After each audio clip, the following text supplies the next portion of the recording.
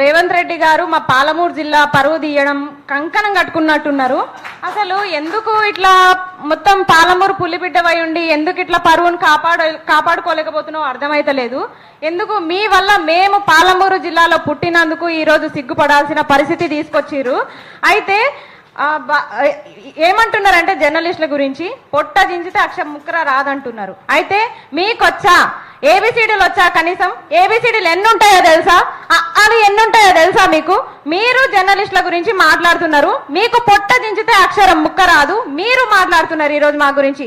కొట్లాడేటోళ్ళని నిరుద్యోగులు కాదంటారు, వాళ్ళ తరపున మాట్లాడేటోళ్ళని జర్నలిస్టులు కాదంటారు. మరి మేమందరం ఎవరం చెప్పండి? టెర్రరిస్టులమా మేము? ఇంకొకటి ఏంటంటే వీళ్ళు జర్నలిస్టులా ఎక్కడి నుంచి అయ్యారు అంటారు. ప్రశ్నించే ప్రతి వ్యక్తి జర్నలిస్టే.